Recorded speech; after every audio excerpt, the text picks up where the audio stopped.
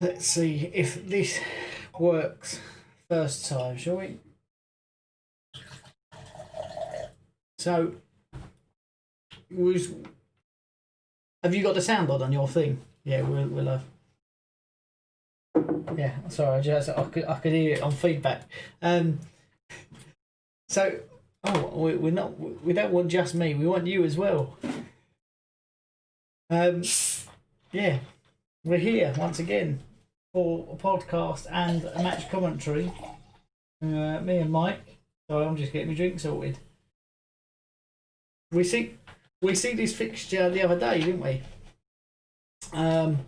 Wasn't the most thrilling of encounters.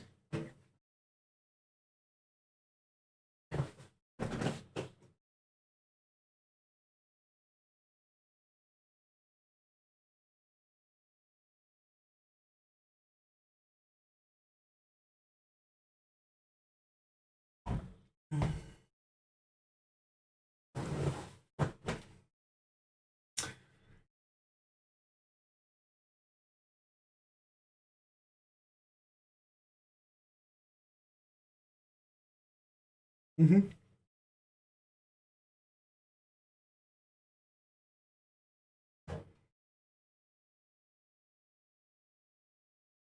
Callum Wilson is playing as well for Newcastle this time, and he didn't play in the last game, did he?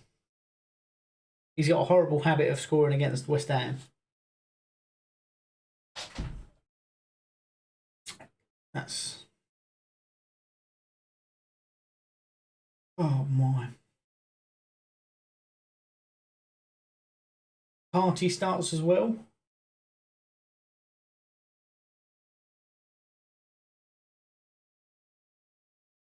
Lewis, formerly of Norwich.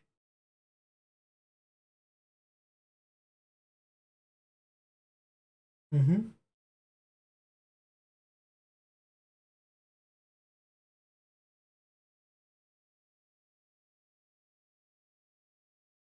You reckon?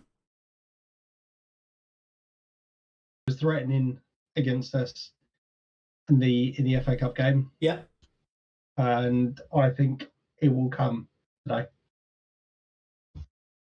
Do you know what? The Newcastle squad, when you look at it's got on my favourite Matty Longstaff's playing, I thought it was Sean Longstaff. No.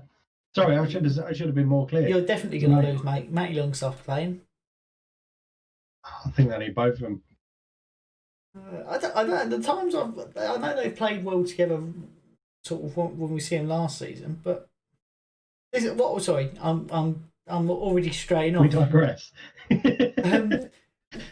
What I was going to say is the players in this Newcastle starting lineup are good. They're doing all right, Newcastle, but they could be doing a lot better, couldn't they, if they got firing on all cylinders? I think that was the problem that we were having. 4 or 5 weeks ago, probably 4, 5, 6 weeks ago, in fact, because we weren't creating enough chances. Yeah, we weren't defending well, and then all of a sudden it just clicked. And I think it would be the same as Newcastle. I think they just need one result to go their way over the next couple of weeks. That'll be today. What's that? That'll be today then. Yeah, probably. No, I honestly think that we're going to win this today.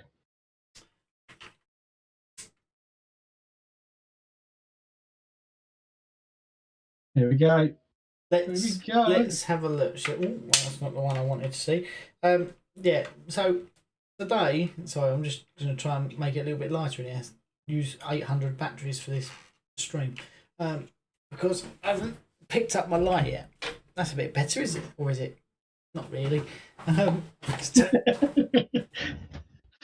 You can't see a thing that's going on, but no, that's not going to work. Put it there and be like, whoa, yeah. No, the house we've moved into is lovely. It's home, you know, but some of the light fixtures in it are shonky, to say the least. So, I mean, we've been in what, a month, 2 of the lights have gone out in here, 2 of the lights have gone out in the lounge.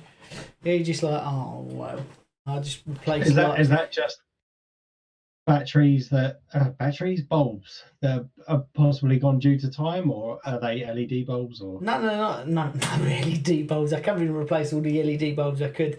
They're just weird light fixtures, like that with the funny little bulbs in and a little tulipy type. I want to say tulipy. I don't know why, but they're those and they LED ones of those. Yeah, but I've done a pound shop, mate. I got loads in there. Yeah, but they're too big. Those ones. These are fiddly little things and they're a pain in the bum. We'll precursor this, say Mike is ahead of me. I don't know if we already did say that on the stream. No, I don't think we did. I'm about a minute ahead of you, I think, ish. I'm on 140. Fair enough. I'm just going to have I'm about a quick minute listen. ahead of you, I think. You're on 140. I'm on 140. I'm not that far. I'm only about 30 seconds behind you. No, YouTube is recommending that I change stuff, and I don't want to because it's all working well. It all seems to be working well anyway. Yeah, but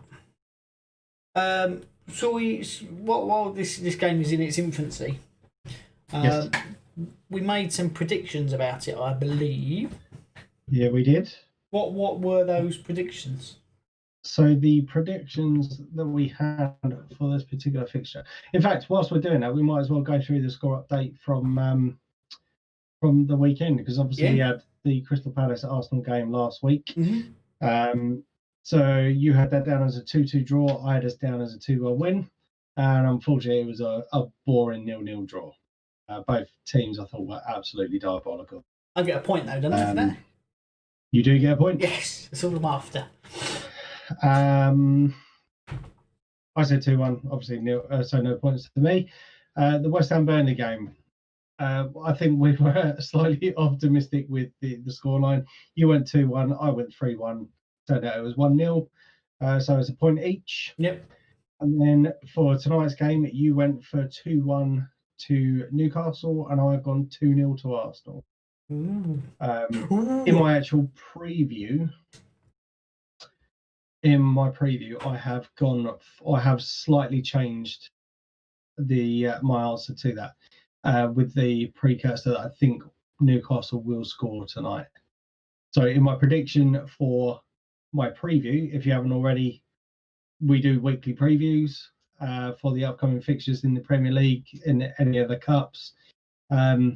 Just giving our thoughts, what we would do in the lineups, and they come out before the fixtures are played. So if you haven't, go check them out, or check out further ones. And so I went for 2-0 on this, and in my preview I went for 2-1 just because I think we will concede. Fair enough. So as it stands, I've got 2 points. You've got 1 for this week. For this week, yes. Very, very slowly clawing it back, just like this, just clawing it back. I think we've got to address the elephant in the room here, Ian. Mate, your face went bald. I was going to say, I know I'm overweight, but that is a bit harsh. Your face went bald. Yeah, it's gone. What's going on, my beard brother? Or my ex-beard brother? Well, yeah, it's coming back. I mean, we're only a day and a bit out of shaving it, so I don't think we're doing bad considering we went completely clean shaven. I did look even like 8 years younger than I do now. But do you know what? I might shave all this and just go with a neck beard. Oh. Here's the thing, right? Is it look weird? And I've only just started to realise that it's me again. Because having a big beard for like 3 years and then going completely clean shaven, I was looking in reflection stuff and I was like, that's not me. I've got to be honest, when you sent me that picture at the weekend, as soon as I looked at it, my heart dropped. I was like, he shaved it all off. I don't know how, mate, fair play to you. I couldn't do it. I've had my beard, as crap as it is for. When was I in hospital? 2006, 2015, 2016. It's the first time I started to grow a beard, and that just come out of I've never had one before. Let's just grow it, and I can't do it. I can't bring myself to go clean shaven. Really can't. Well, I used to be completely clean shaven because it was so patchy. It's not so bad now. As filled in, as you can see, it has filled in a little bit over the years. I mean, it wasn't that long ago. I could literally grow this bit and this bit. I could grow a mini tash. Mate, I'm fucking 35 years old and I still can't grow this bit here. Ridiculous. Yeah. Well, we've got some. Should we go back to predictions while we're on the subject? Yes. West Brom, West Ham tomorrow. So we see the return of Sam Allardyce to I don't think he ever managed at the London Stadium, but we see him returning to West Ham. We also see Robert Snodgrass coming back for the first time since joining West Brom. Right, hang on. Oh no, sorry, you carry on. I'm just getting this already. I just mean I'll take a little bit of a lead on this one. I feel like I'm going to go full screen. I'm taking up the whole screen. I feel like we are playing West Brom at a very inopportune time. They've won a game now under Sam Allardyce. They're starting to score more goals. They're looking a bit more threatening. He knows some of these players in this West Ham squad, so does Snodgrass.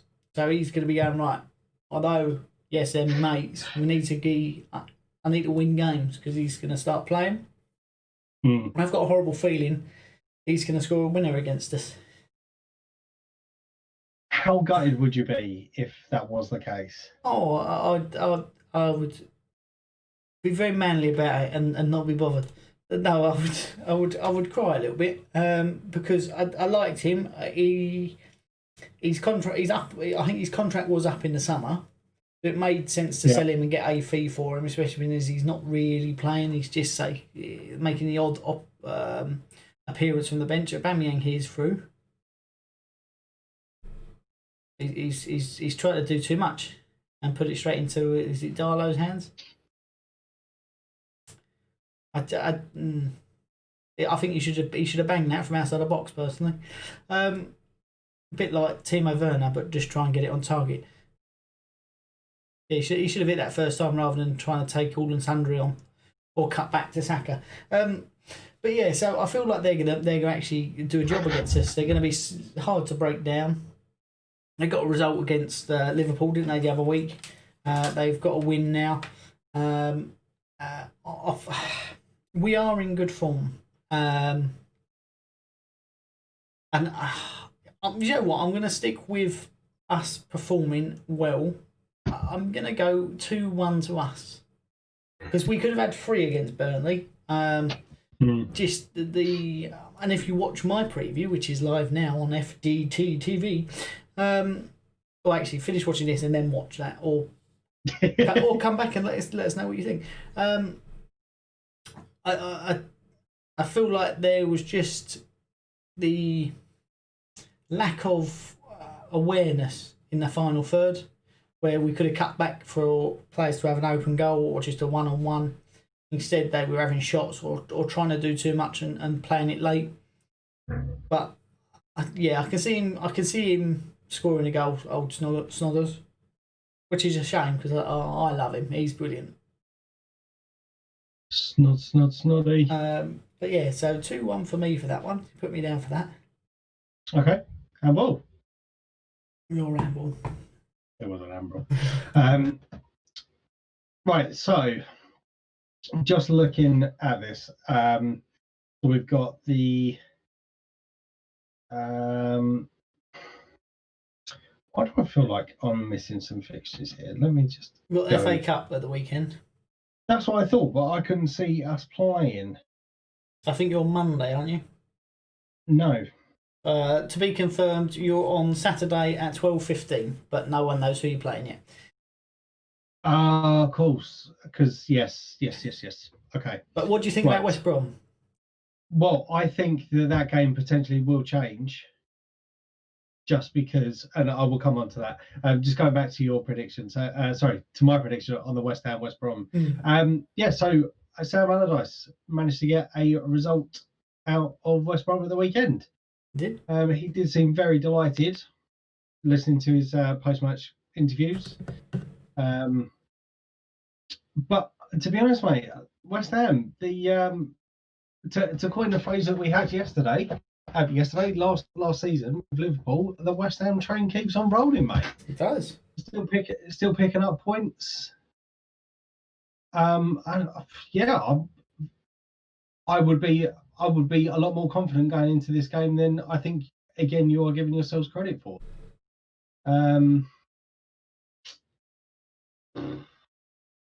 I think I'm going to go 3-1 on this one. To West Ham? Blimey. Yeah, I think I will go 3-1 on that one. Might be being slightly optimistic, but hey ho, got to give you a chance to catch up somehow. Catch up? We're ahead of you. No, I meant me and you. Oh, I was going to say, we're above you. The table. What are you on about? Okay, so going on to the FA Cup, this is what I was just about to say. So we are either drawn to Southampton or Shrewsbury. Yes. Now, I don't know when this game is being played. I can try and tell you. Give me a moment. I should do a little bit of research. It's not then. I imagine that will probably be tomorrow, won't it? Tomorrow at 8 o'clock. Oh, okay, that's fine then. So we have. I'm hoping then that Shrewsbury do the number, because Southampton have got Shrewsbury then tomorrow, and then also have us following on the following Tuesday. So yeah, it's a lot of work for a team that's fitness may not necessarily be up to scratch. So how are we doing this? Are we doing two predictions for it, depending on who you play? No, I would. Oh, I suppose we have to really anyway. So, for example, if you was going to be playing Southampton, yep, what would you predict the score to be?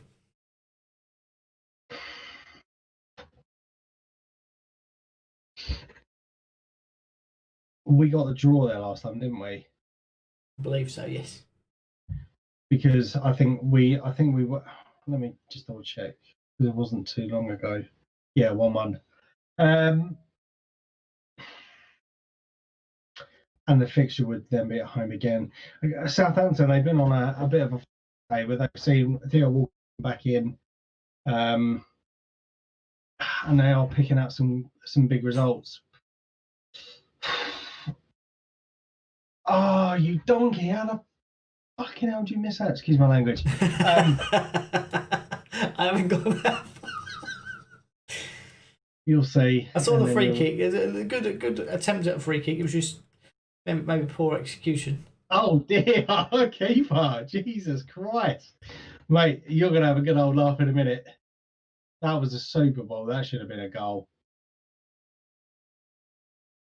So Cedric's playing. Oh, it's in the post. That's why. Mills Smith-Rowe's come in, pass it back out to Saka. He's put it across. Who was that? Aubameyang. Yeah, he's at the post. It looked like it'd gone well wide. But... Wide? The first one, he just put it across goal, didn't he? No, that's what I'm saying. That angle is very deceptive. He actually hits the post. I was gonna say £300,000, and he and then yeah, the keeper has a bit of a nightmare. A good play, all coming from the young English players. Did you see the keeper putting it out for a corner? Yes. What was that about? Usually, like, a lot of keepers are quite good with their feet when they're not really under pressure. But yeah, that angle was an optical illusion. That was a lot closer than it seemed. It looked like he just put it close to the corner flag. But That's what I thought when I saw it. I was like, how the hell was he done that? 350 grand a week and he can't get it on target. So sorry, coming back to this if we were to play Southampton, I think I have to purely do this on FA Cup. Mm-hmm. And I think if they do get through to the next round of the FA Cup, I think they will play a rotated squad purely on the basis that they've got we've got them in the Premier League 3 days after. Oh, you'd have Southampton twice. Yeah, and that's what I'm saying. So I think that they will play. Well, I suppose it depends on what their priority is, whether it's going to be more of a cup run this year or whether they want to kind of push for the higher places in the Premier League. I know where they sit, so they're sitting in 8th at the moment, just above you on goal difference. Yeah. Right. FA Cup against Southampton, I will go 2-1 to Arsenal. Ooh, okay. See, I think Southampton will play a second string squad against Shrewsbury and still manage to get a result.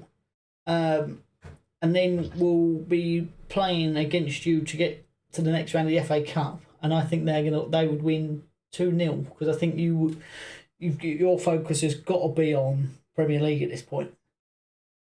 And I mean, I think you'd play what you would class maybe as your first team if you were setting up a FIFA game, but realistically, your lesser performing first team, aging first team, and yeah, just get turned over and then try and play the younger squad against the then more tired first team against Southampton in the league. So that would be my prediction. So what are you going to? 2-0 to Southampton. Come on, Matty Longstaff. He has got eyebrows, people. He's just ginger. So don't hold it against him because he's cracking. I love him. I think we should message him and try and get him on. Right. So, and I think for the predictions then for next week's Premier League, we wait for next week's podcast. You what? Sorry. So for next week's predictions, as in the Premier League fixtures, because we're playing on the Tuesday. Yep. We leave until the Monday podcasts. Yeah. Yeah. What about if you play Shrewsbury? 3-0 to Arsenal. I'm gonna go 2-0 Arsenal for if you play Shrewsbury. And then there is one more game to predict. Yep. That is West Ham Doncaster Rovers. And when is that? That is at 3:00 on Saturday. Okay. Hold fire. Just need to change these. So I mean, while you're doing that, I'll give you a brief rundown. I don't really know much at Doncaster, if I'm fair. It's a game we should be winning. I mean, I think they're in League 2, are they? League 1? I don't know. They're in League 1. They're fourth in League 1, so they are doing reasonably well. Sorry. Doncaster.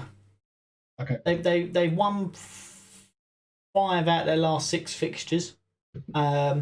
We struggled against Stockport with a heavily rotated squad. Although that pitch, I know there's a lot of Stockport fans tell me about how good the pitch is and stuff. It was a horrendous. It was a swamp, wasn't it? Come on, let's be serious now. It wasn't like playing on carpet like you get in the Premier League, and that's sort of what I was saying. I mean, it did look, if it wasn't raining so much over those few days, it probably would be a lot nicer than most non-league clubs. But Doncaster. I think we're going to play rotated again. I hope that Mippo makes a start for us, a young player we signed last year from Manchester United's academy. Has been on the bench the last couple of games now, especially now we got rid of Haller.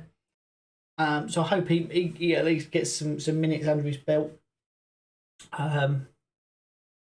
And I think we're possibly, because the next round of that is we've either got Manchester United or Liverpool, which is not really ideal. But I hope that we do go out to try and win this, because I think Manchester United and Liverpool will be playing a rotated squad because they're at the top end of the league.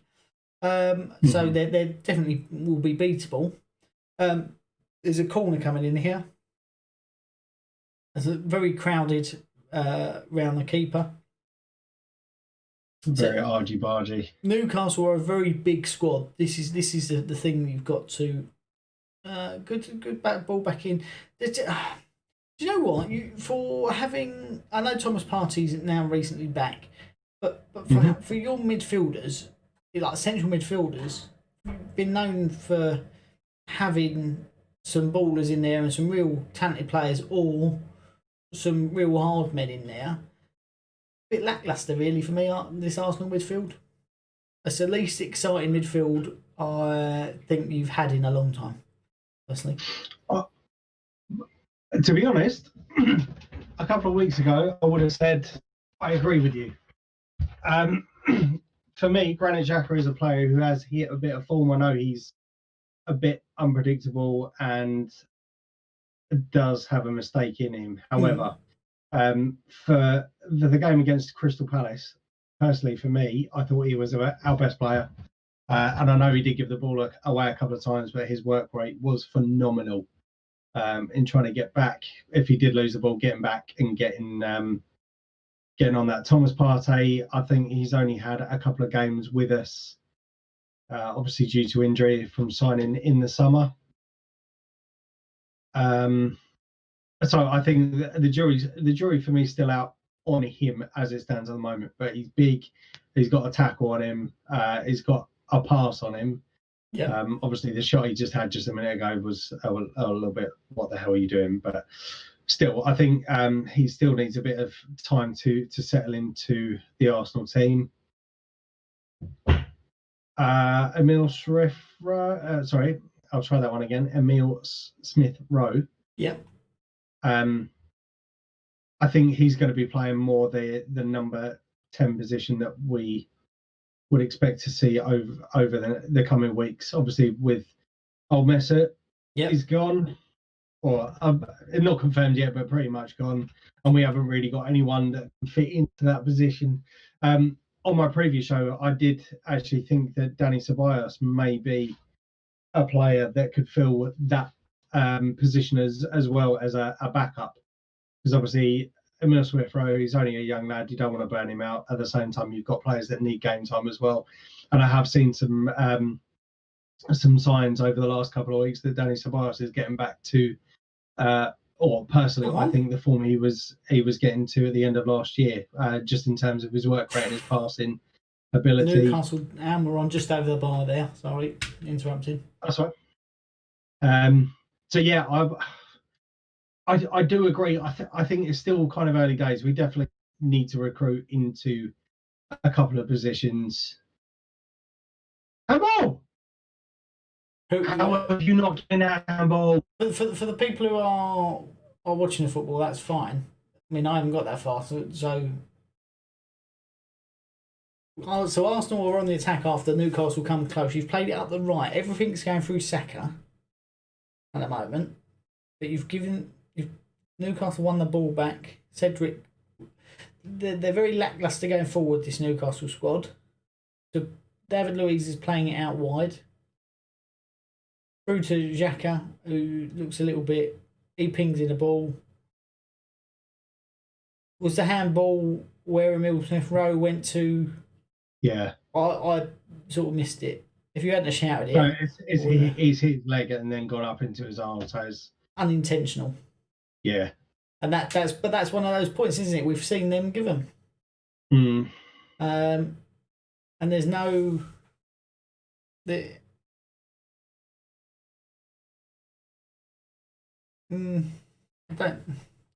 just trying to look at this a bit closer, sorry.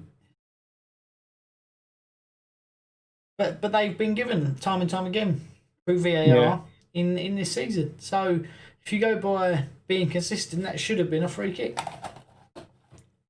but you've got a corner instead. West Ham, Doncaster. Just the Doncaster have got to play Rochdale, who are bottom. So I think Doncaster will want to play a strong squad for that. Being as they're at the right end of the league, they've since just before Christmas they've only had 2 games. They had a little bit of a break, but they've scored 3 goals in 2 games, conceded 1. They seem leaky. There's only 1 game where they've got a clean sheet, and that was in the FA Cup against Blackburn. But I'm going to go a bit more prolific, actually. I'm going to go 3-0. No, I'm not. That's a lie. I'm going to go 3-1 because I don't trust Aaron Randolph. Okay, I'm going to go 3-0 then. That's easy. And then the next ones we'll get on to on the podcast next week. Next week. What are you talking next week? Aubameyang with another shot. So here's the thing, right? He was just saying about Danny Ceballos. End of last season, he played reasonably well. I wouldn't have said he was outstanding, but he did the job that he needed to do. You were singing his praises. He's been brought back in on loan, which arguably was a good signing. I think I agree with you on that note. Is he injured at the moment? No. So he's not done. He's not really. The games I've seen him play this year, he's not done anything outstanding. He's misplaced a few passes. There's not been much shithousery to sort of win the ball back as such. Would you put him back in the starting lineup? I did actually have him in the starting lineup. Oh, you did? For my preview, yeah. Again, just on the basis that I'm not trying to slate Emile Smith-Rowe at all. I think he's been brilliant since he's back in. Since he's been in the team. Mm-hmm. But I get it's difficult because it's very much a juggling act. Trying to keep all players happy. And I know there's obviously the needs of the team and all this political crap, but I think he should have had his position in the team. Certainly over the last couple of games I've seen him in. I think for me the turning point, that's a foul and from behind. For Arsenal, for Newcastle. Almiron's just come through the back of Granit Xhaka. That was a disgusting challenge. But do you go on? Sorry, I'll come back to that. Yeah, sorry. And so I was going to give a penalty there. Yeah, so for the Man City game that we played in the League Cup, again, it was a game that I think definitely flattered Manchester City in terms of the result. I think we were... No, I can't say that we were the better team because we lost, ultimately. But there, like I said, going back, there was a goal that should have been offside. They should have had a player sent off, and all sorts of business. But there were signs for me that week for the team being a lot more positive in their play. And I think Danny Ceballos, for me, was one of the standout players of that game. Yep. And since that game, and again, you can check it out on my previews, that I think he has earned his place within the team. Okay. There's been a couple of times that Mohamed picked him to the post for the team selection.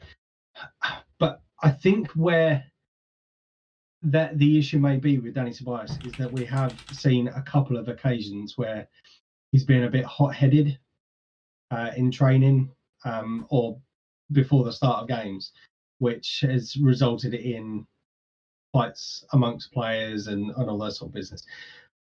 So I'm not sure if there's that part to his game that's kind of keeping him out of the team. Yep. But for me, I think he deserves a place within the team. Fair enough. Would you, if you had to choose this window, would you make that signing permanent? Me personally, yes. You think he's shown enough to earn a contract, and yeah, fair enough. Fair enough. I definitely do, and for me, he's already come out and said that his head belongs to Real Madrid, if that makes sense. So for the impact he had last year, for Arsenal was great. When he come back, he was told to report back to Real Madrid for first team training during the summer. He then made no secrets that he wanted to come back to Arsenal, so there must have been something clear within their manager's plans that he didn't want him for that or for this season coming up. Yep. But providing he got minutes and stuff during this season, he may have a future at Real Madrid. I think if he goes back, or depending on the impact that he makes during this season, I think there may be a possibility of signing him permanently at the end of this season. But I think it would purely depend on how well he does for us for the remainder of the year and whether he's got a future at Real Madrid. Yeah. My biggest concern with Dani Ceballos, I've just brought up a comparison here with Declan Rice, because he's been playing in that similar position as to not the most attacking, but not the most defensive. He's sort of that. I mean, Declan Rice maybe sits a little bit more defensively. They both got 1 assist. Declan Rice actually has more shots per game, more completed passes, and more goals this season. Were in all competitions. So we're taking into account here Nations Leagues and friendlies as well internationally. Obviously, League Cup, FA Cup. You've got the Europa League in there. So with that, I mean, I've got an affiliation to Declan Rice. But with that being said, I would have liked to have seen Ceballos playing, as you said, a little bit further up the field instead of Emile Smith-Rowe. But he's not. And I don't know whether that's maybe the games I've seen him play this season. He have been where Pepe have been playing, and a couple of others who are not really, and Willian, they're not really pulling up trees, and that may be that may be what's the word I'm looking for, contributing to what I would say is subpar performances. Last year, he did get that right, didn't he? Where he was, say, playing really well and everything seemed to fit. Yeah. But this, it's just been a bit of a shit show the first half of the season for you, isn't it? I'm getting my words sort of all muddled where I've got 101 ideas going on in my head. So would you sacrifice the Emile Smith-Rowe and his development, or would you maybe do one of them play 60 minutes in one game and then substitute on for the other, and then the next game switch it depending on if they've performed? Or it's a tough one, and I think you're always going to come up with that debate for everyone. Penalty? Obviously, I made the comment that I thought it should have been a penalty, but it wasn't. Okay, sorry. Aubameyang got taken out down on right at the edge of the area there. I don't know how that wasn't given. I think he went looking for it a little bit.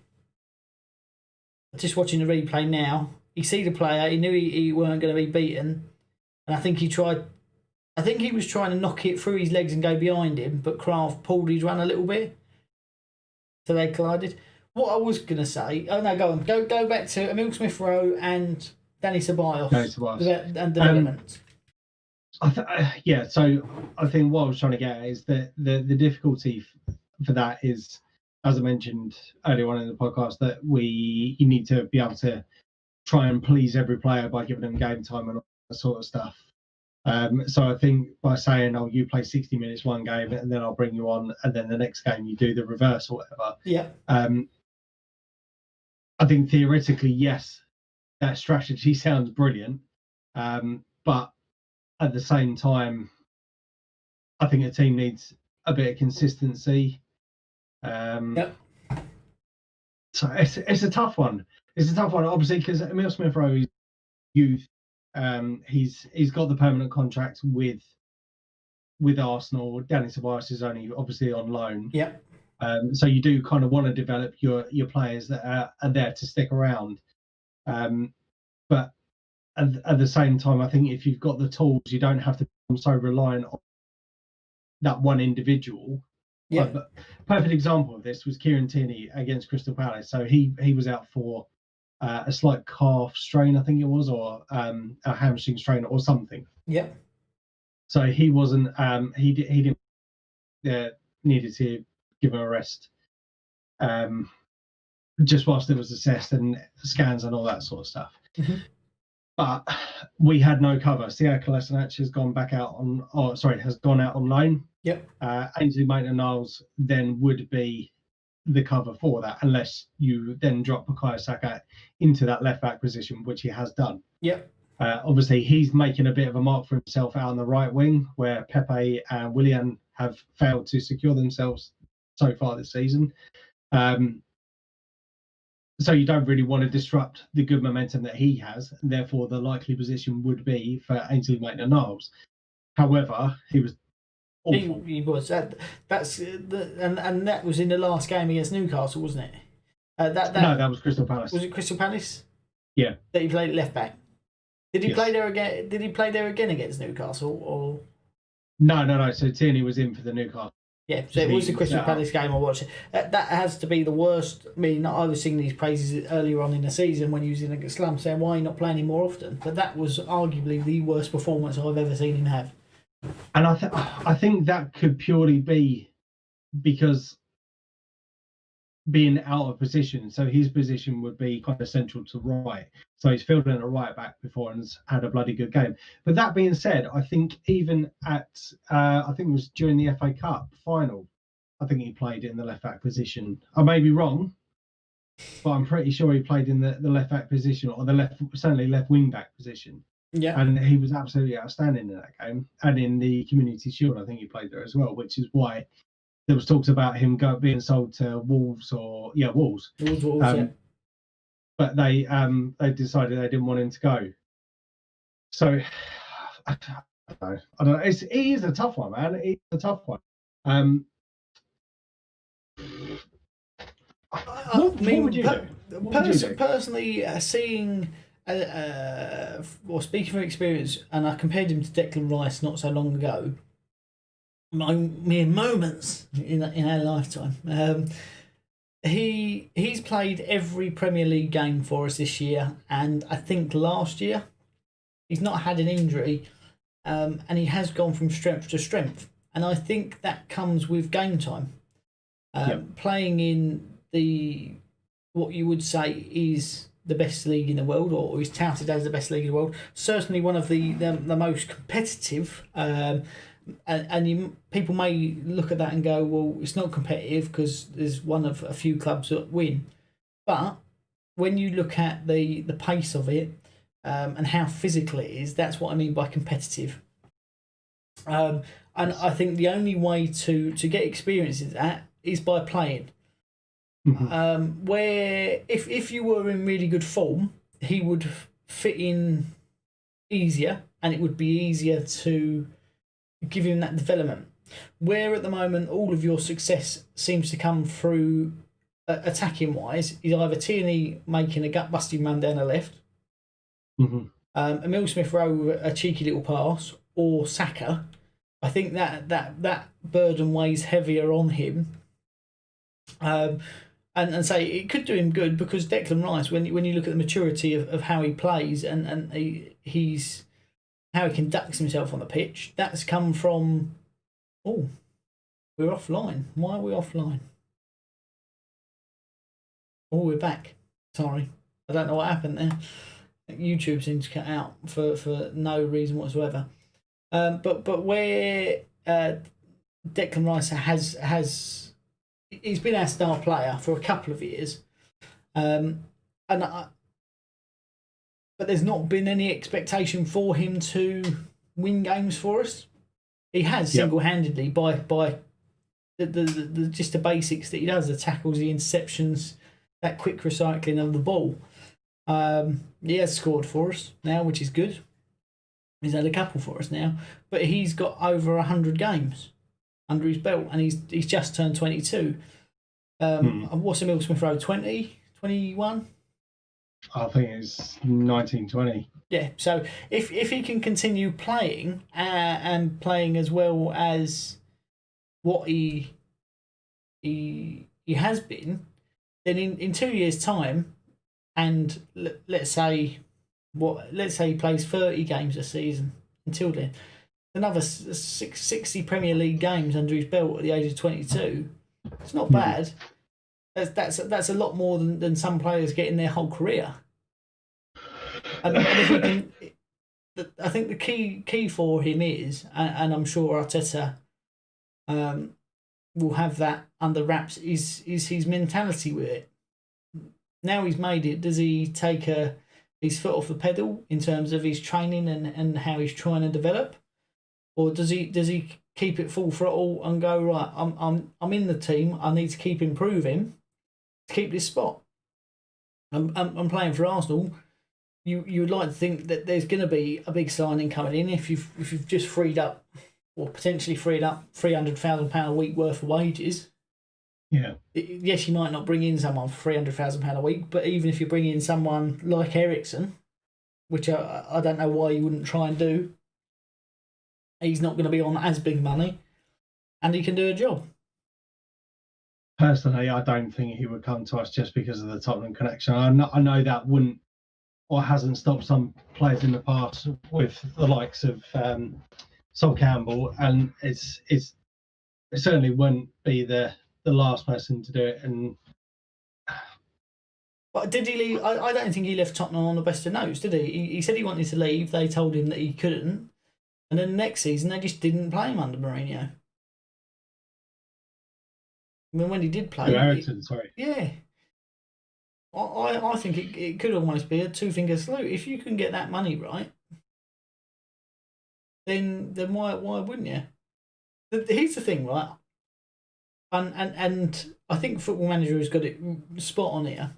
I've been doing a playthrough of Arsenal, and there is a spoiler. I've changed my team, but every request I put through to either improving youth recruitment or training facilities, or adding more staff to make us more competitive, the board went, we're not spending the money. And that does seem to be the key factor with Arsenal. They don't want to spend big money. They'll give out reasonable wages, but they don't want to spend any money on players. Who was the last big signing he made? Party, wasn't it? Yeah. And what was that? 40 million? No, that was 60. All in one hit? Or was that with Adams? Oh, no. Sorry, I think that one had to be. Oh, because it was a buyout clause. Yes. Okay. And before that, was it Aubameyang was the last big signing? Yes. So he's been at the club, what, for 3 years, 4 years? 2 and a bit, I think. 2 and a bit? Yeah. So he had, yes. So this will be his 3rd year. So he come in January 2017. So I think Wenger was still in charge when he come in. Yeah.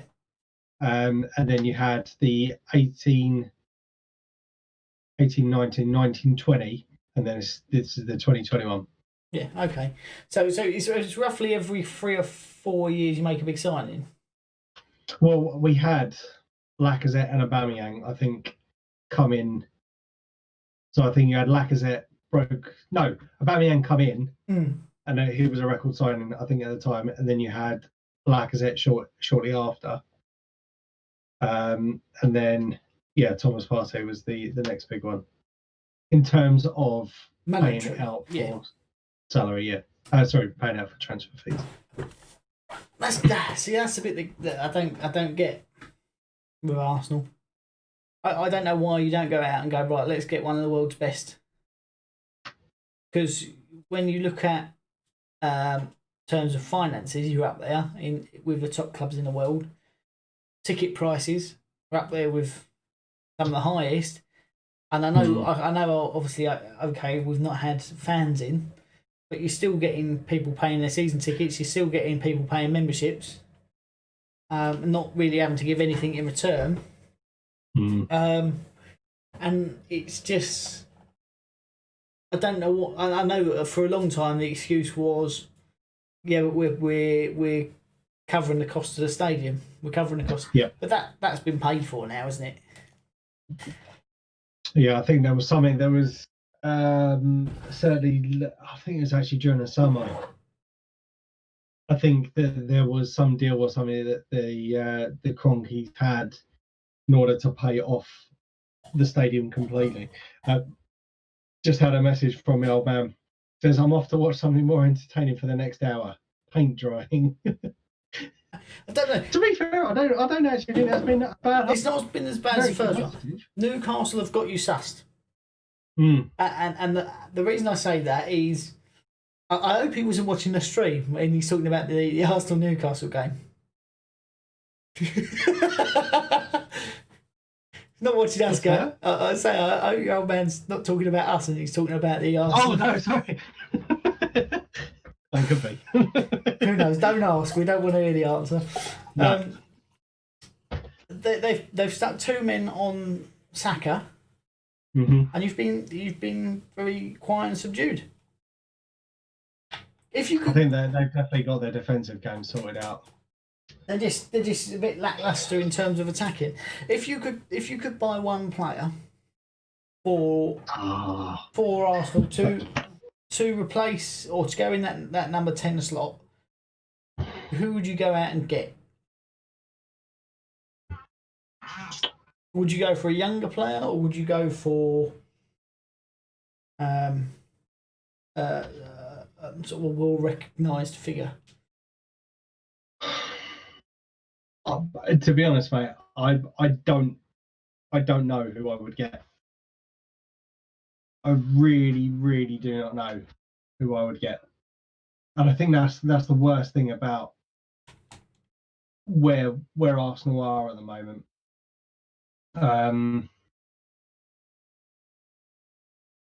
Is that I think because we're in such a what's the word I'm thinking? Mediocre position within the table. Yep. It's going to be difficult to try and attract.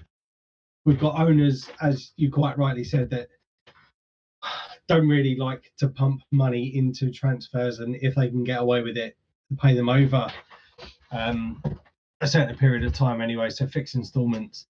I genuinely wouldn't have a clue.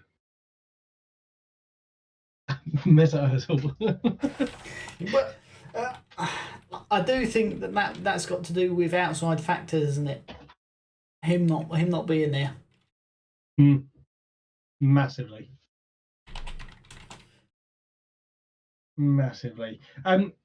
Just whilst it is half time, should we just take a quick break so we can grab drinks and stuff? Yeah, that's fine. Yeah. No worries. We'll be back soon, ladies and gentlemen. We'll be back soon. Thanks for watching so far.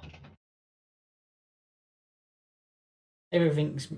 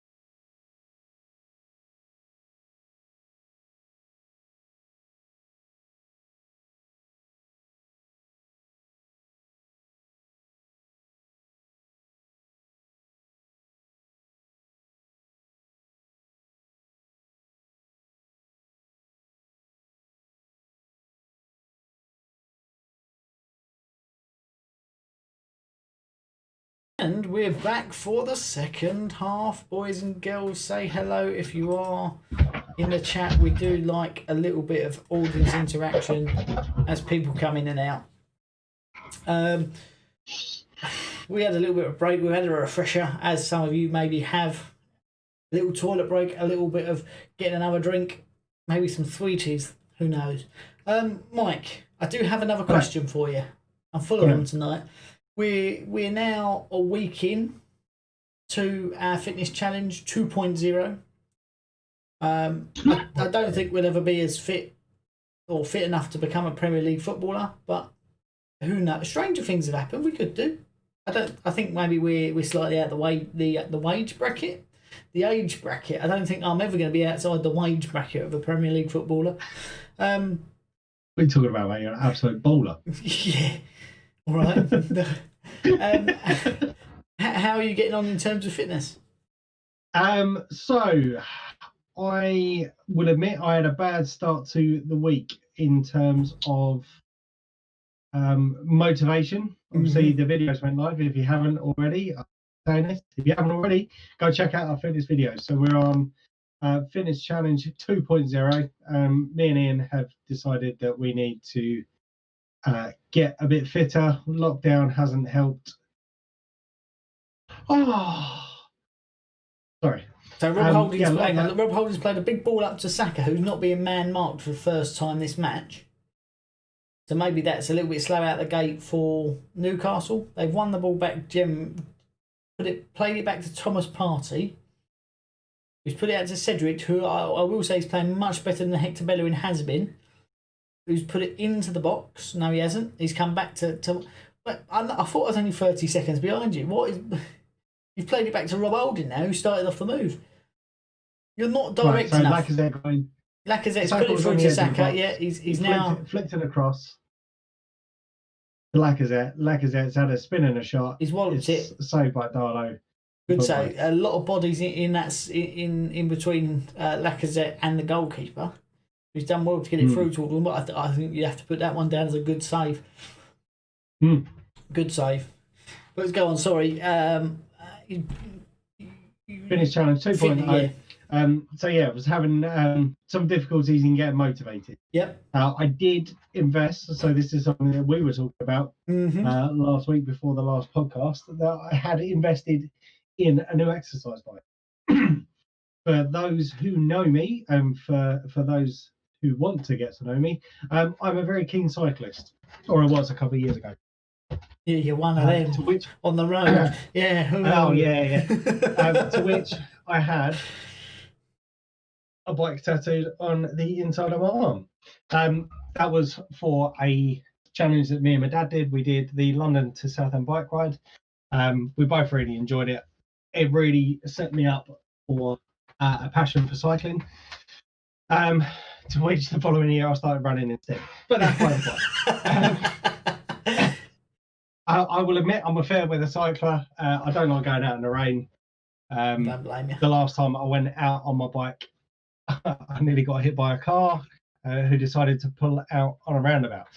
But I do love my cycling, and having the opportunity to get an exercise bike at a fairly reasonable price for a fairly decent spec model, the opportunity was there to take, and I bloody well took it. I was under the impression, due to stock levels, that it wasn't going to be available at the beginning of February. So I started looking into other means of cardiovascular exercise, i.e. skipping, and it's still something I'm going to be doing. But the bike got delivered on Friday. I put it up on Friday, and I've ridden on it every day since. And it is awesome being back on a bike. The good thing with this particular bike is that it's a magnetic resistance. Guillotine! Oh, Aubameyang, I love you. So I haven't got that for you. They're just lining up for the corner here. So let's talk this. Newcastle have got the highest percentage of goals in the second half of the thing. John Joe Shelby's put in a ball, which has hit the first man. Jamal Lewis has played it back. Newcastle are almost in their own half from a corner that they took. They are now in their own half. There's quite a high press on, a big long looping ball up. Cedric, who is going to keep his spot, wins it back, gives it to Thomas Partey, plays it out wide to Aubameyang. He's got the run on the Mill Craft. He left-footed. I was going to say he's going to cut in and wallop it, but he has just done what he should have done with a chance he had earlier and just smashed it and put it into the roof of the net. Good goal. 1-0 to Arsenal. 1-0 to the Arsenal. Well, don't celebrate yet, because we're only 49 minutes in. What was that celebration? That was like a really poor. Do you remember Jimmy Bullard for Hull? Yes. That celebration was a shit version of that. Essentially, they just all stood there and went. I think that was supposed to be kind of like a motivational speech, taking a piss because he's the captain and. Yeah. But he should have done it with his chance earlier. He tried to take too many touches. That's now his second goal in open play this year. That's maybe what he needs. Yeah. Yes. No. In the Premier League, he's second or third. So he had one against Fulham. Oh no, he's had a couple of penalties. Yeah, that's what I'm saying. It's not his first goal, his second goal, but it's from open play. Yeah. Needed that. That's a weight off of the Arsenal shoulders. Where does that put you in the league? That's what I want to know. Don't look. You'll jinx it. Well, hopefully. That's what we're here for. So in the league, I don't know if this is currently up to date. You are sitting 11th. That must be before. This up into 10th. Yeah, so 24, 5, 6, 27 points puts you above Aston Villa, who have got. I don't know how they've got so many games to play. Well, yeah. Well, because they've had the COVID crisis, didn't they? So we had COVID crisis. Southampton had COVID crisis. We just had to play. Yeah, and I think this is one of the issues that Fulham had the other day. Being told they have full 48 hours to come up and play against Spurs or whatever. Yeah. But Aston Villa, I think they've had three games postponed now. They have to have COVID. But they have to have 14 squad players, and because the registration rules are such where a 25-man squad, if you leave spaces in that squad, anyone under the age of 21 can play without having the need to be registered. So I can't imagine they filled out every single place in that squad, which gives them the run for players from the youth academies to be able to play. So surely they have 14 fit players. They can't say everyone in the club has got it. I literally think it is that first saying that team or backroom staff had contracted it or something like that. I'll have to do some digging in a second, but it's purely on the basis that they've had the COVID restrictions. So I think it's their whole first team had to isolate, including backroom staff. Here's the thing, right? Everything's closed at the minute. Mm-hmm. Our footballers still got fresh trims. The missus? No chance.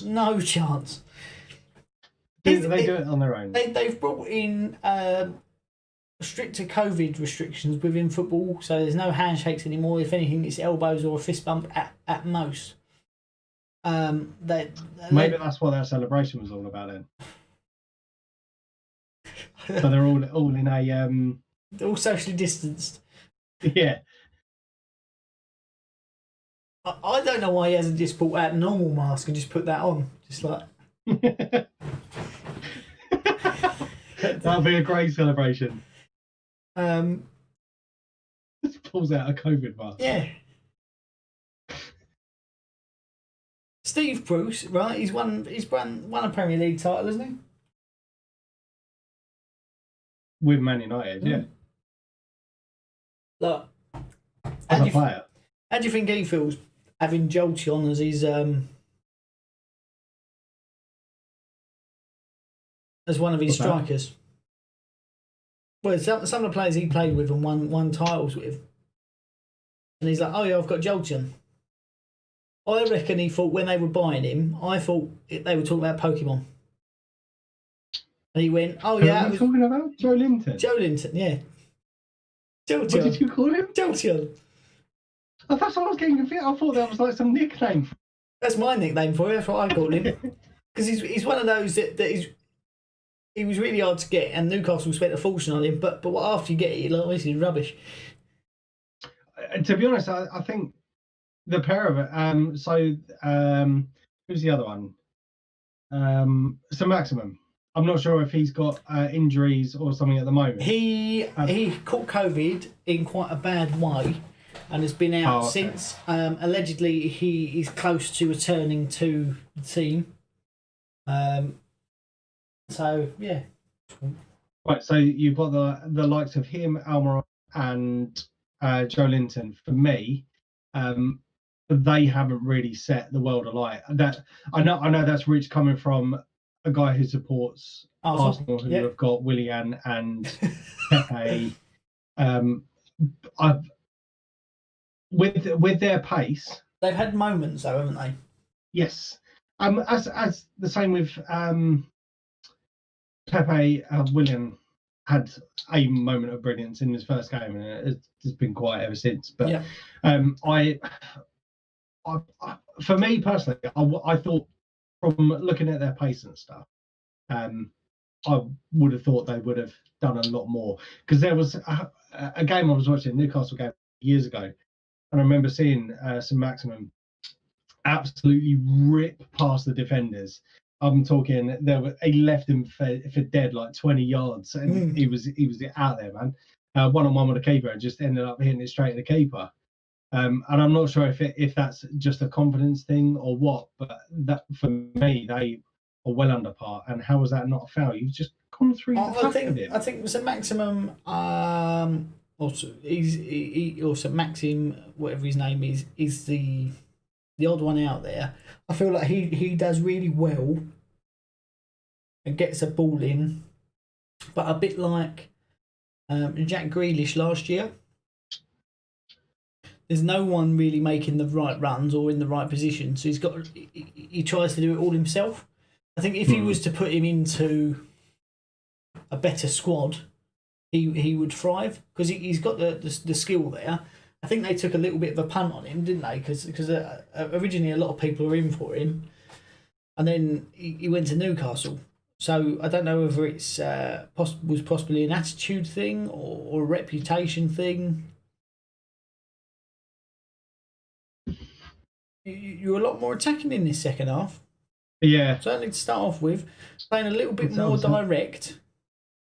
I think that's your problem. Turn off more often. Is your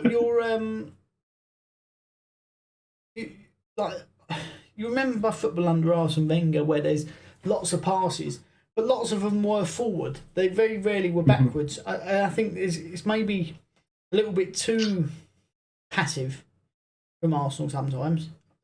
Yes. Where you seem to have the breakthroughs is where your young players. Oh, Saka's had a shot that's blocked, well blocked, and Tierney's put in a horrendous effort.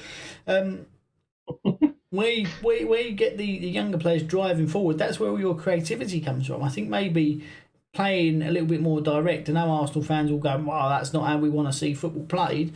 I think you want to see, if you was winning football matches, would you care? No. And that was the issue that Spurs were having a couple of weeks ago. I know they're still winning games and stuff, but there were some people that were complaining about the quality of football, and I think the large majority of the people just on talk shows that I was listening to and certain things that they were saying, to be honest, would you really care, providing you were winning games, would you care if it was a really defensive, lackluster performance just to nick the result? Well, I think Tottenham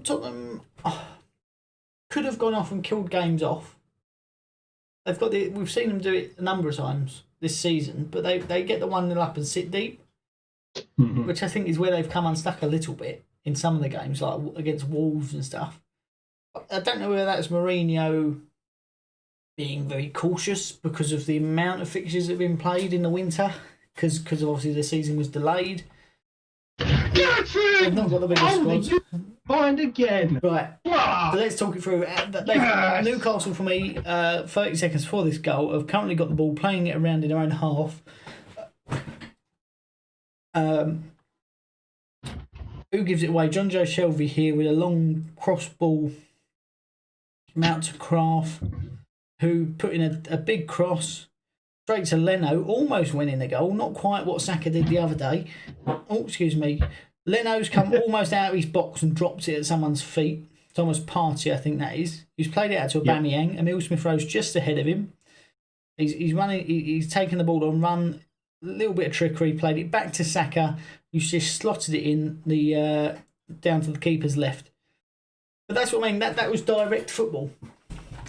That was, and this is the bit I don't get is for the next 10 minutes now you'll play really passively, and then have one moment of directness which results in a chance created. I don't understand why you don't play more directly, because you don't need 100 passes to make a goal. That was very few. That was what, 4 passes. I've got to say actually, because Thomas Partey, he obviously played out the ball to Aubameyang for the first goal, and it was just a nice, easy little pass again to Aubameyang, who's obviously then seen Emile Smith-Rowe on the cusp of the offside, put a lovely ball in. Yeah, and it was an amazing bit of skill from Emile Smith-Rowe there, just on the edge of the box, sold the defence a good one, lovely ball across the box, and Saka was waiting for him to come in. And this kind of brings me back to what I was trying to say earlier when you were saying about the lacklustre defence. The lacklustre midfield. And I think we're missing with Thomas the likes of Thomas Partey, he's fairly new to the Arsenal setup, and we haven't really seen much of him in terms of game time because of injuries. But he was absolutely outstanding in the game against Manchester United when we won. Granted, we won a penalty. But for the games that I have seen him, he has kind of had an impact on the game in one way or another. Granit Xhaka, I think, has been brilliant again tonight in terms of his work rate, winning the ball back. So he's definitely turned the corner since his red card. He's another one that's kind of turned the corner a little bit. Newcastle are on the attack. Callum Wilson in the box. Great block there by Rob Holding. So here's the thing. The good performances have come from when Thomas Partey's played. I mean, it's not very often we've seen you 2-0 up in the Premier League this year. Do you think if he can put an end to the injury problems he's been having, do you think that will maybe change the second half of your season? Are we specifically talking about Thomas Partey? Thomas Partey, yeah. Do you think if he stays fit and plays the next 19 games of your season, that will make a big difference in terms of results? A good question. That's a very good question. Look, I don't know how to answer this. Possibly, because I mean he's definitely a high caliber player from the time he had out in Spain. He's calm, isn't he? He brings that sense of calm. Where you get Xhaka, who seems to be high octane fuel on the pitch, where he makes the mistakes of where he puts his passes. Thomas Partey, and he's got that N'Golo Kante calmness about him when he's on the ball. Of everyone else seems to move in slow motion, and he's able to pick out pass. And most of them are forward passes, and he does make little runs to give options to defenders and players around him. Which, if you notice, I don't know if you picked up on it when Aubameyang played that ball forward to Emile Smith-Rowe last year. I think we would have seen him make a sprint down his left side to give him an option on the overlap. As soon as he passed that ball off, Aubameyang just started walking. He wasn't interested in the rest of the play. And for me, that's the part that's concerning. And I don't know whether that's coming of age of him going, I've got a big contract, I need to conserve my legs to get as much football as possible. Quite possibly. I mean, we do have the luxury. See, Thomas Partey's just won the ball back again. Again, very calmly. We've had an issue, I think, with our midfield. I kind of get where you're coming. I should have been 3. Sorry, there was a ball across the box there. I think Kieran Tierney put the ball across the box, and there was about 2 or 3. Well, lovely bit of skill there. Across the box, and 2 or 3 people. Fucking hell, excuse my language. That should have definitely been 3. Who's on the bench for yourselves? Sorry, just quickly. I don't know. Tonight? Yeah, I'm just going to try and look up the team sheet. So we got Martinelli. See, now at this point, here's the thing. At this point, Partey, I see, unlucky from Lacazette not to get a touch on it. I think if a couple of more millimetres, he puts it in for 3-0. What have you gone for? I've just seen the ball across the box. Yeah, I think he had the keeper beat there.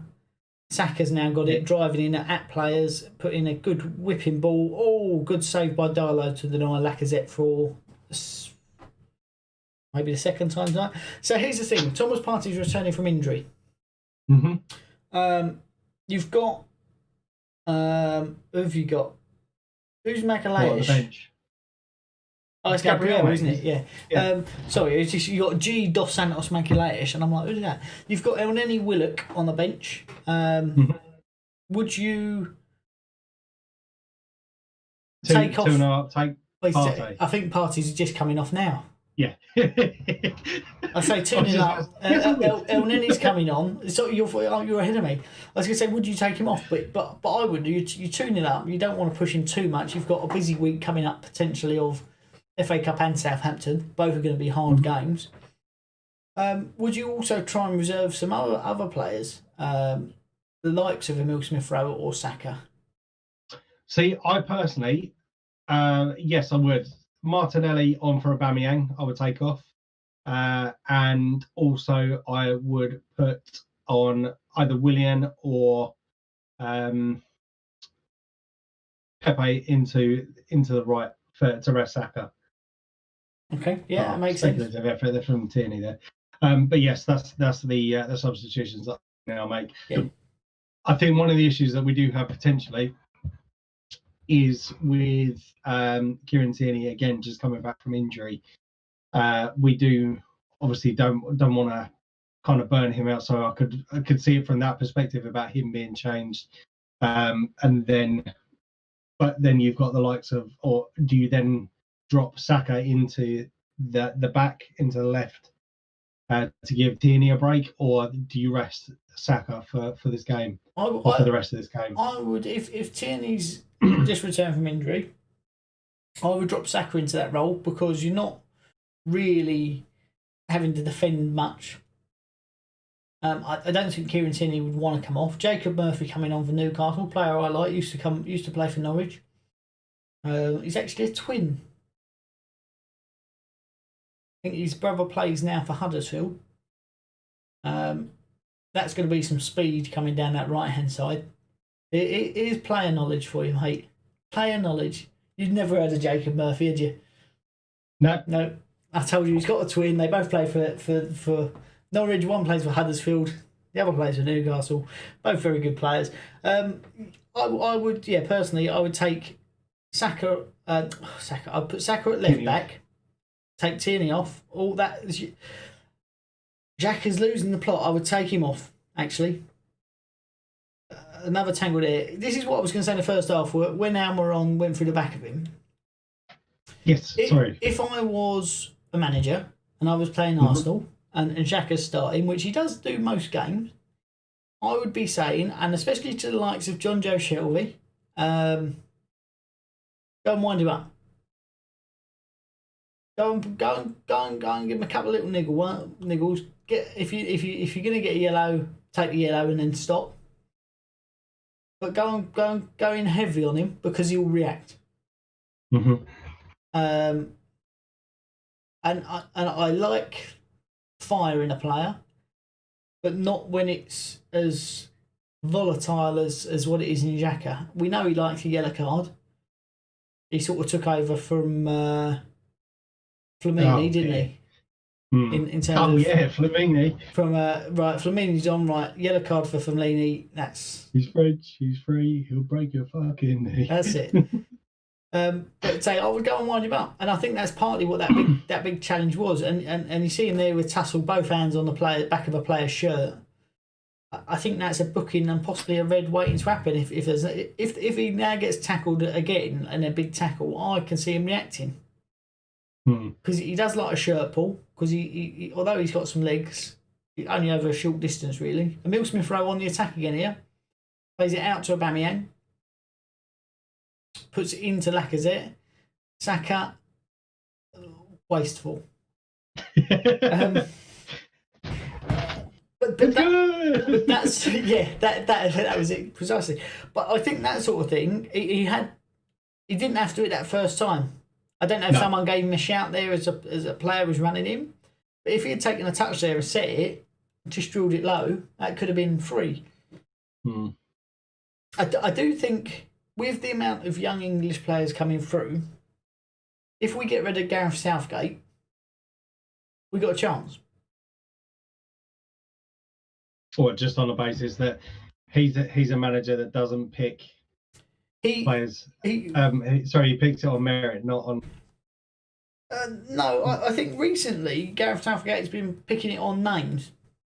Yeah, and that's what I was just trying to get. Yeah. When he first came in, he said he picked it on reputation. He did, yeah.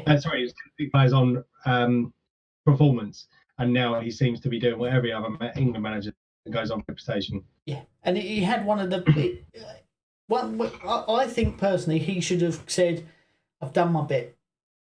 I got it back into club management after that." Was it the Euros or was it the World Cup? But we did really well. Or say really well. We did well for us. The World Cup. World Cup. After that, and he got knighted. I would have gone, well, I'm done. Thank you very much. But I'm done. Because he's only going to get worse from there. And since then, he's named the most defensive sides. People moan at Mourinho for playing defensively. Like, he played 18 defensive midfielders in one game. Do you remember when we did the the previews on the last night where you were going, oh yeah, we'll pick like a 5-2-3-1 or whatever it was, and we were getting absolutely slammed for it. It was like, no, we're playing at home. Like, why have you gone so defensive? Because we will. Yeah, I don't think we were actually that far off. Maybe the player selections maybe weren't quite right, but in terms of being too defensive from what we should have been, that was offside. Lackluster cross there from Emile Smith-Rowe, who is left-footed, is he not? Or is he right-footed? He's right. Well, in that case, just a poor cross. Yeah, I mean, if I had to guess at that point, I would have said he was left-footed. You can't even blame a bad pitch, but that's what I mean. That's the sort of thing. He's clearly frustrated with that cross. Knows it wasn't good enough. But that's the sort of thing that comes with minutes. It's one thing training, isn't it? But in terms of being able to perform consistently, you've got to have the game time to do that. You've got to give them the ability to do that. It's the same with all the youngsters. So we've only made the one substitution so far, haven't we? Yeah, and you're on 75 minutes. You're 2-0 up. Make some changes. Give Willock is a player I think should be starting over Xhaka. No, for me, I know Willock's done all right in the Europa League got the most assists in the Europa League for us. But for me personally, whenever I've seen him in the Premier League, he's been very questionable. And I personally, he'd be one player I'd be sending out on loan. But is that because he's been playing alongside Xhaka, who is temperamental? No, there's been a couple of games there. Xhaka centre back, El Nenny's played. Personally, I just don't rate Joe Willock. I think he's still a very raw talent.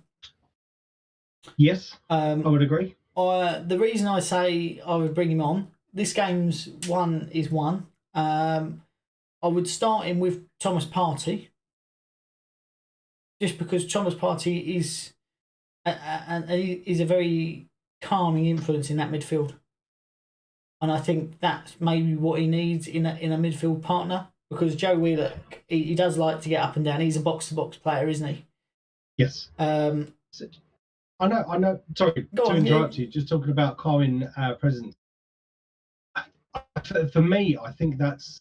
I know we have had a different opinion about the particular player I'm just about to say, but for me, or from what I understand, he has a wealth of experience.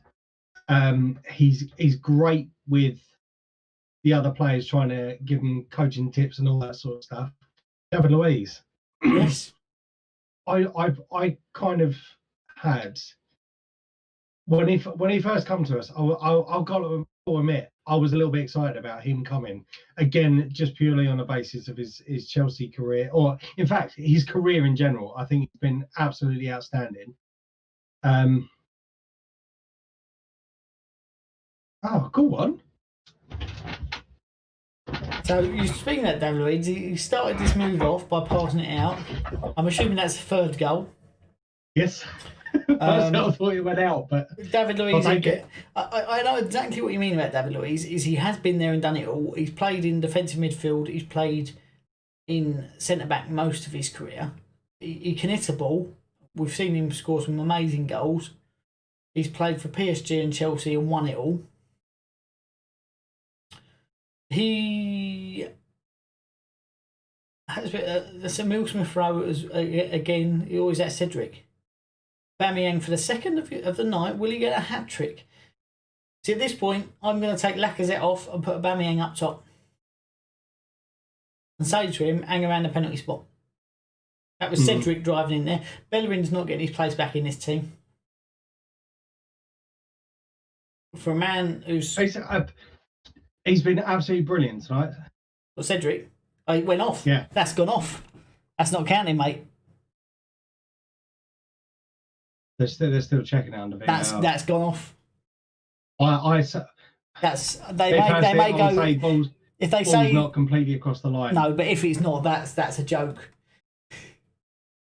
That's going to be millimetres on the line. Yeah. Good play though, but I don't think Bellerin gets his place back. David Luiz has moments again where you would think if you see those moments on their own, you would go and not know anything about it. You just see a tackle or whatever. You'd go, he's a very inexperienced young player. We haven't seen one of those recently, though. I do think that's a good play. Aubameyang off. He's taking him off. Willian on. I think that's a mistake by Arteta.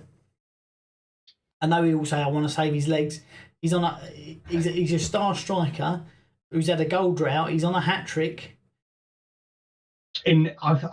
Against a team where he's last 10 minutes, I think he would get it. I think that's a mistake. Personally, he's played every Premier League game. I think bar one or two. They've counted that goal. Yeah, they've counted that. Goal stands. If I was a Newcastle fan, I would feel hard done by. I mean, they're losing. I don't think that comes back to me. If it's against me, I'd be screaming from the rafters that the ball's gone out. Yeah. But as it's for me, I'll take it. Yeah, Jeff. But I didn't I just say the guy before we come up with VAR? I said I personally gone out. Yeah. But Matty Longstaff has gone off as well. He's had not much of an impact this game, unfortunately. I think Steve Bruce's days are numbered. Well, he's had the dreaded come out back into the ball, didn't he? Which means he's only got a few more games. I reckon. Here's the thing: under Steve Bruce, Newcastle, I don't think are going to go down. I don't think that'd happen. They're not playing. They're not playing attractive football. If they were playing attractive football and losing, I think the Newcastle lot would be more understanding. But they're not. But I do think Sheffield United are in trouble. Yep. Here's the thing, right? West Brom, I've got Sam Allardyce, who's never been relegated. They've had a couple of bad results. They went like they got that draw, didn't they, when he first took over, and then they've had a loss, a draw, 2 losses, and a win. I think they will get out of it. Fulham, we've started to see a bit more life from, and have been playing, I think, quite well considering the opposition they've been playing against recently. My concern is for Burnley this season. And I know if you ask Sean Dyche, he will say like they finished really well a few seasons, but I think he will say, well, every season is a relegation fight for us because of the size of the club. They've been rumoured with a takeover. If that doesn't happen in the next week, you can't see them splashing loads of cash. But usually you go to Burnley and go, this is a really hard game. I know we're... Sorry, just to interrupt you very quickly. Substitution come on. Smith Rowe off. Martinelli has come on. Another player, I think, when he's fit, Lacazette's going to lose his place. And I think Lacazette's done really well this year, considering the form you've been in. There's talks. Sorry, just to completely trample over the point you were making. There's talks about Atletico Madrid renewing interest in Lacazette. So, and there have been rumours. I don't know how true these rumours are about there being some friction between him and the boss. I don't know how true they are. He's getting picked, so you could obviously say that there's some favour being paid to him, but he's been playing in a few positions though, isn't he, this year? He's played on the right. He's played a slightly deeper role. I mean, he's been deployed as a striker today, but he's not performing. And if I was the boss, I'd be saying, I mean, I think he's done well considering the form you've been in. Let me clarify what I mean by it. He's not performing, but he's not scoring goals. If you're playing up top, you need to be scoring goals. What are we talking about? Lacazette, yeah. And I think even in a bad squad, considering the players you have at Arsenal, I know you've not been playing well, but you need to be playing up top a goal every other game if you're in bad form. Well, he's currently our top scorer with how many goals he got? 5. Is that in all competitions? No, just in the Premier League. I think he's about 7 or 8 goals now, possibly. Go on, my son. Speak up. Excuse me. Right, while you're looking at it, Burnley weren't hard to beat. We could have had I know it was 1-0 and that scoreline doesn't feel comfortable. We could have quite easily had 3. Well, no, that's a lie. We should have had 3. We could have had more, and that's not what I expect from Burnley. I like to think that they would be safe, but they're not big spenders. They're not going to go out and get loads of strikers, but they're having a real goal drought. None of their strikers are scoring. None of their other players are scoring. Is that only coming on now? What's happening? What? Elneny's been on for ages, mate. Who did he just high-fived with someone? I don't know. The other team I have concerns for, Wolverhampton Wanderers. Yes. We all love Wolverhampton Wanderers. I don't think I've ever met a person who's gone, if you ask them, name the top 3 clubs you don't like. Unless you're a West Brom fan. But generally people don't dislike Wolves. They like the style of play, passing, quick, direct, running football. Jimenez obviously got that nasty concussion. I blame David Luiz personally if they get relegated. I think he deserves full blame. No, it was a horrible accident. I don't think there was any. Oh, that's a free kick. That was naughty. But again, that's the sort of thing. If that was Xhaka, he wouldn't be rolling around the floor. He would have got hot-headed by a former Arsenal player. That was Isaac Hayden on Lacazette. Dirty. And he's captain in Newcastle. That's different. Or is he? Is that the Cells? I don't know. But yeah, Wolves have not had a win in the last 6. They've had 6 wins this season, but their current form just, they've got to turn it around soon. Otherwise, they're all going to be dragged in. Do we know? I know this is a bit of a long shot from neither of us being Wolves fans, but I'm assuming for the significant injury that Raul Jimenez had. Bear in mind, he did have a cracked skull, I think it was. That he and obviously suffered the concussion, which is why he needed the surgery. Do we know how long he's going to be out for? Because I think that could definitely be a contributing factor for their poor run of form at the moment. I know he visited the training ground at the beginning of December, a few days after being discharged from hospital. Personally, I would say, having suffered a head injury that caused me havoc, it wasn't anything like a cracked skull, but I would rule him out for the season. Right. I can't. He may get the last game of the season back. I can't see it. It's not just. They haven't given him. They don't have a timetable on. No, I know it's very difficult to kind of judge with that sort of injury. Obviously, as you've said, you suffered the concussion a year and a bit ago. Last July 30th was when it happened. And you were in a bad way. I don't think 4 months. 4 months that was. I would have said it was probably longer in terms of. Oh, there's still a lasting impact. I still get affected by it, but 4 months I couldn't do anything. If I wouldn't have thought about running about or anything like that. But like for the first 2 months, if I was to but when I started to feel a bit more like myself, I'd walk to the shop, which was 2 minutes. 2 minutes walk there, 2 minutes walk back, and then I would need to sleep for a couple of hours. Let alone physicality of playing a full football match and being switched on with it and challenges and everything else. But yeah, so for me, for him, I would say if he's lucky, he'll get a run out at the end of the season.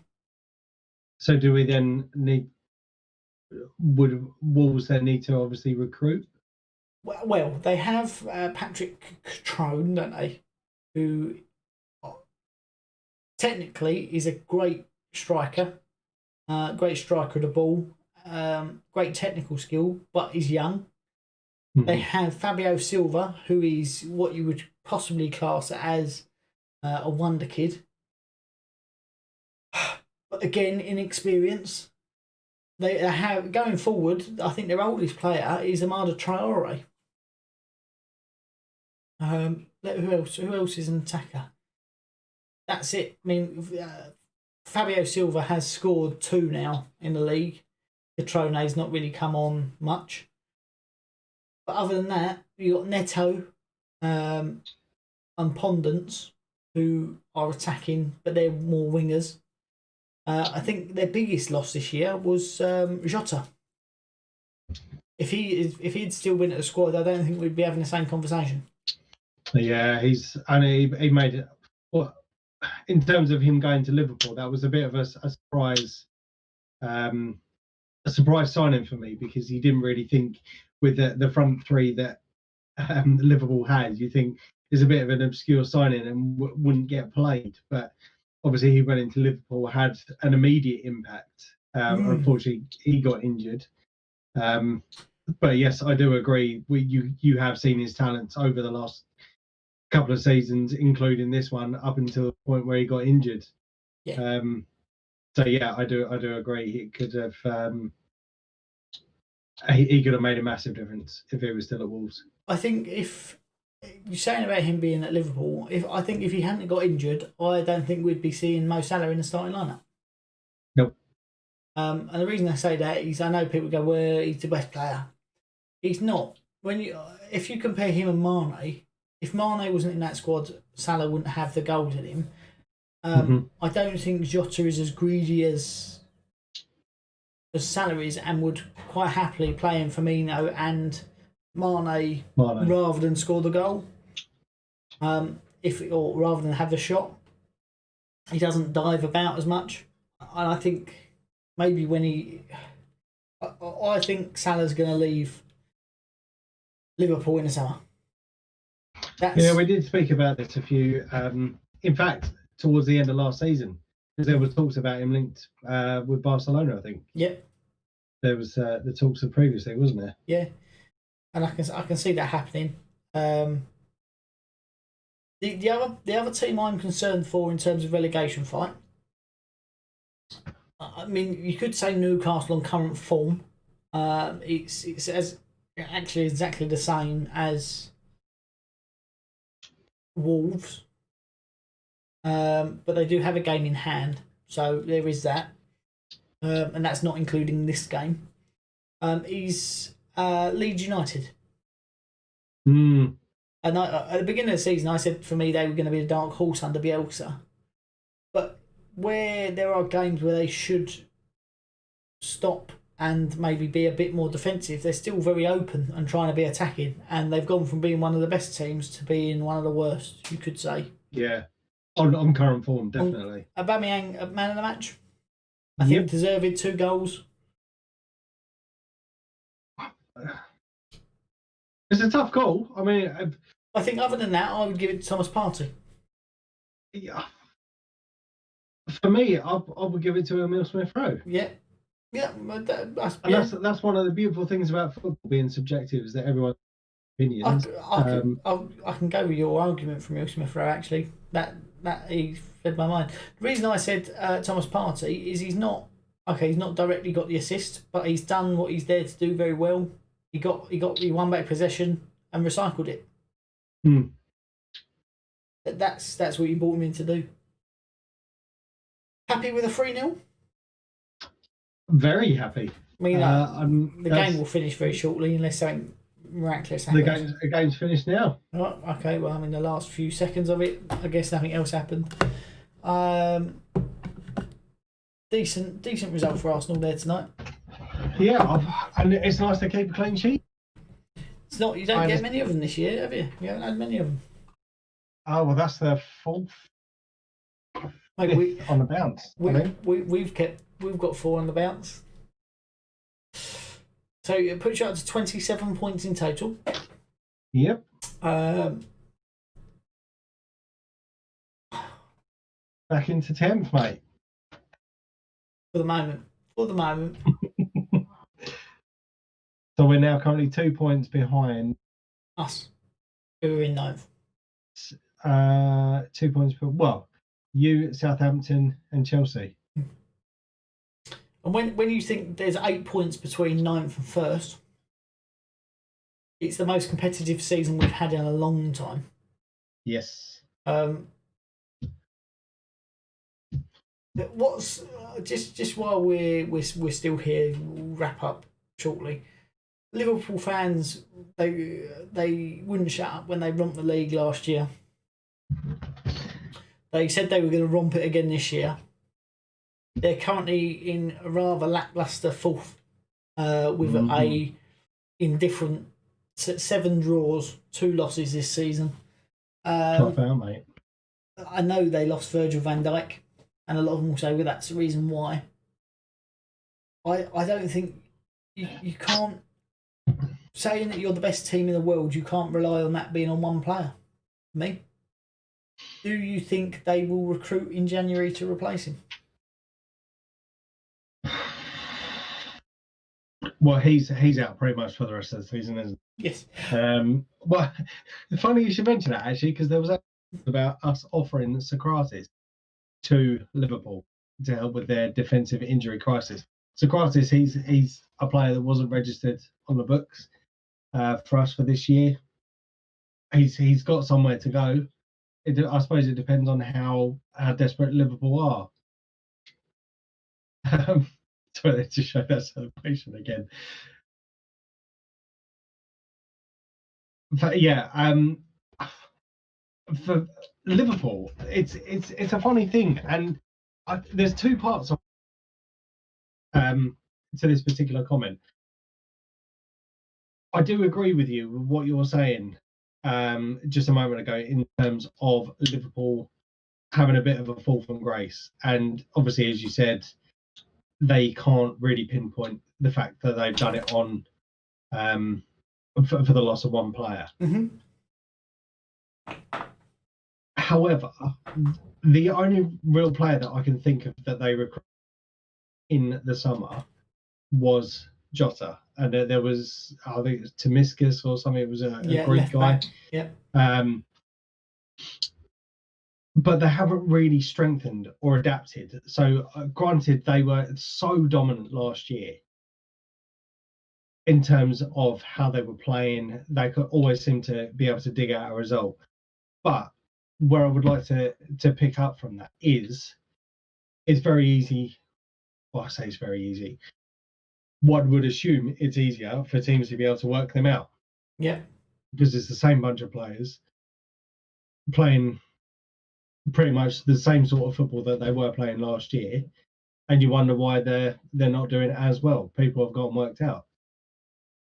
Personally, that's just my personal. Well, they got smashed by Aston Villa, didn't they? Smashed again. They did the last year as well, didn't they? Did they? Oh yes, they did. Yes, yeah, they did.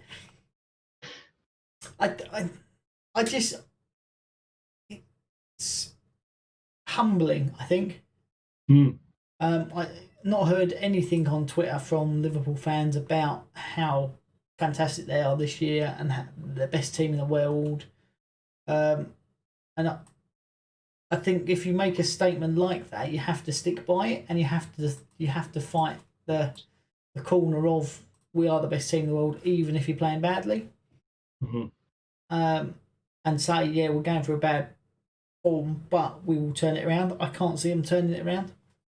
And this does. Well, the goal seems to be their issue at the moment. Here's the thing, and I said this. I can't remember what episode it was. I said this in the assistant manager that has been everywhere that Klopp has had success. They had a falling out. He left last year, so he left, I think, just before the semi-final of the Champions League. So yes, okay, they won the Champions League. Was that last year? No, it was the year before. Year before. So no, it can't have been that then. Where did they get in the Champions League last year? Quarters, I think. It was then he left. I know he left just before one of their Champions League games. And had a falling out with Klopp. And allegedly he was a guy who sorted out the training and this, that and the other. Klopp was the manager, but the other guy sorted out the training and everything else. And has come out and said he will fail without me. They're pretty mediocre considering they were the best team in the world. By far. And I think we see Jurgen Klopp implode at Dortmund when Aubameyang and Royce were having seasons. Was Lewandowski there at that point? I think he was. I may be wrong in saying that. But when they were dominant, wasn't they, in the Bundesliga for a number of years, and then all of a sudden it imploded, and that was the end of it. Then he went to Liverpool.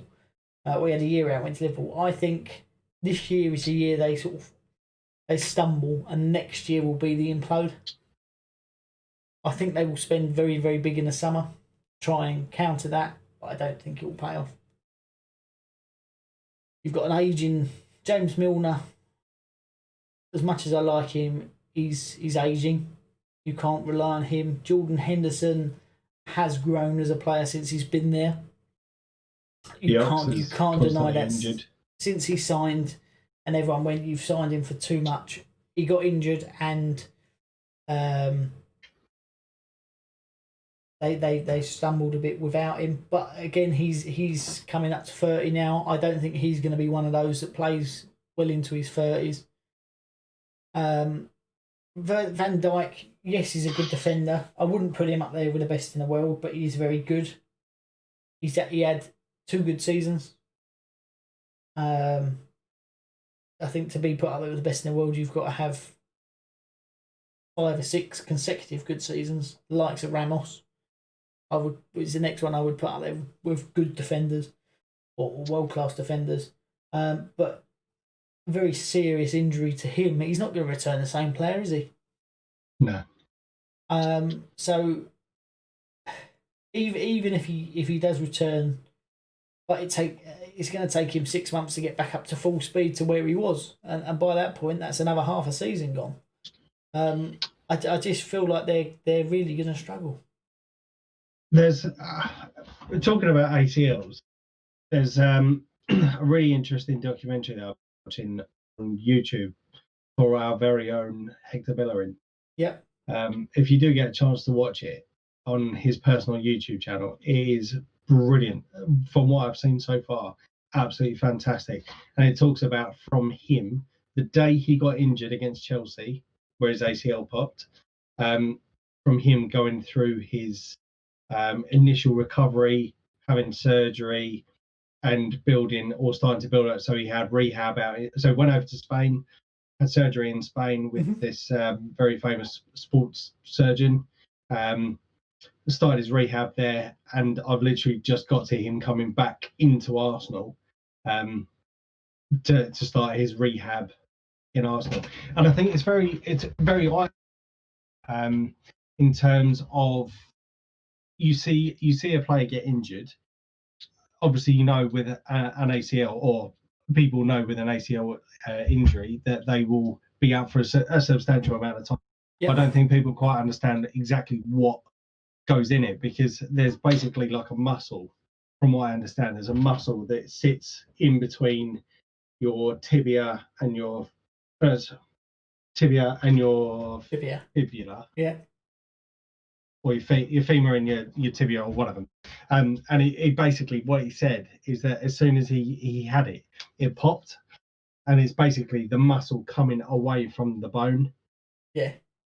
And it sounds absolutely disgusting, but the surgery is then obviously repairing that. So then they have to go through the short rehab of not being able to move it for a couple of days to obviously let it set, and then you start going through some kind of flexibility exercises, so it obviously doesn't get so rigid. And it's absolutely astounding just to see what these players have to go through in terms of being able to.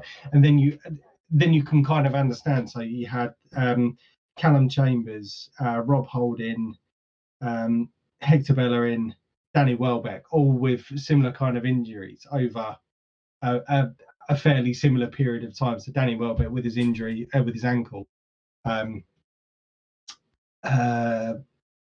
Rob Holding and Hector Bellerin both with ACLs, and I think Callum Chambers was an ACL as well. Just having to see the journey that they're going through whilst they are coming back from injury, it's quite astounding. So if you get a chance, I've seen it. I have seen excerpts. I will check it out. But I think a big part of it that is a lot more understated than just the how hard it is to get back to full fitness is the mental side of it. I mean, I've had my issues with my back and my nerves and stuff. Not being able to do anything has driven me insane. And I have really good days and really bad days mentally. To be able to, and I don't rely on that to be able to do what I do for a living or to be able to do what I love, which is creating content. I've still been able to do that to a certain extent, but where your passion is playing football, to see everyone else playing football for 9 months and not being able to join in and not being able to kick a ball around, and then to be able to, when you can eventually do that, it's always going to be sitting in the back of your mind, isn't it? What if there's a big challenge or I plant my foot wrong?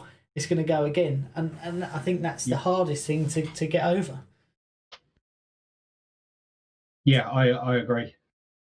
And it was a bit of a nutty boy challenge at that particular time, and we did talk about it on the podcast previously, or the day it happened, and it was kind of revered as that Virgil van Dijk had died. But it was a nutty boy challenge from Pickford, and could have been sent off, but obviously with the VAR issues that we know plague the game occasionally. Well, the referee has since come out and said, "I got that wrong. It should have been a red card." So it doesn't fucking help the player then, does it? It doesn't help the player then, but also, why did VAR not pick it up and said that was a red? Is that not what it's there for? If he's come out since and said, I think personally, I think it should have been a telling off. I don't think there was the intent to injure him in that extent. I do think it was sloppy. I do think he should have been booked, certainly. But I think there's maybe pressure from people saying you've ruined Liverpool, you've ruined his career, this, that and the other. He's a very high-profile player, one of the first defenders to be put up for the Ballon d'Or in a long time. It's a difficult one. Bring back Jamie Carragher. I'm sure you could tempt him down out. I reckon if they said to him, Jamie, we want you to come back, he would go 100% yes, I'm here. Yeah. Come on, you Reds, someone said.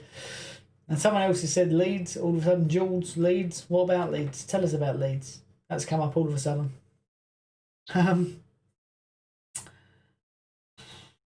Well, transfer window time. Have you been? I know we've spoke about Ozil going out and a few Arsenal players coming in or potentially coming in. Has there been any concrete sort of rumours going around? Carragher was a terrible player. Reece, you're not wrong, but if you gave him the opportunity, he would come back and play. You can't say he wouldn't. He was an Everton fan as a kid as well. Oh, probably. I'm pretty sure he was an I would Everton imagine fan. he still is an Everton fan. He just doesn't let Gary Neville know. Has there been any concrete rumours going around or any sort of evidence as to incoming? No, we have signed some academy. Well, I say academy. He's gone into the under 23s. Has come from Hertha Berlin, where Matteo Guendouzi has been shipped out to. I have heard you're going to recall him.